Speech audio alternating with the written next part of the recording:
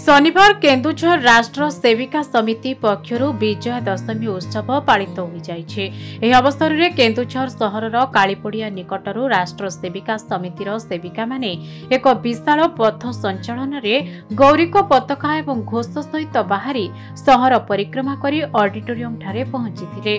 विशाल पथ संचालन को केन्दुझर सहरर जनसाधारण विभिन्न छक मानकरे पुष्पवृष्टि कर स्वागत करथिले।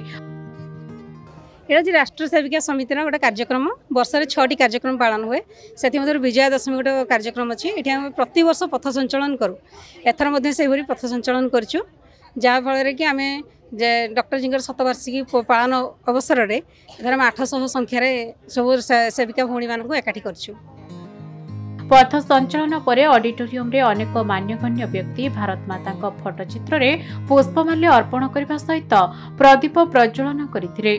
उपस्थित समस्त राष्ट्र सेविका समितिर सेविका मानकु मंचासीन मुख्य अतिथि एवं अधिकारी माने नारी सशक्तिकरण पई आह्वान देबा सह भारत वर्ष में नारीर भूमिका सर्वदा गुरुत्वपूर्ण रही आसिछि। एथिपई नारी जागृत हेले भारत परम वैभव संपन्न होई परिबो बोली कहिथिले।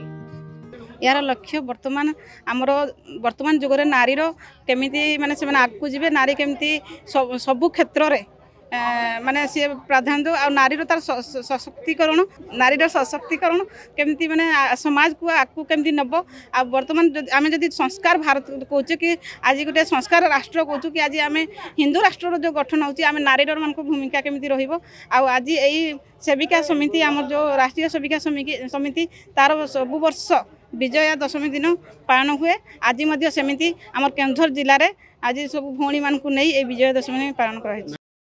केन्दुझर मनोज किसिंग रिपोर्ट खबर ओडिशा।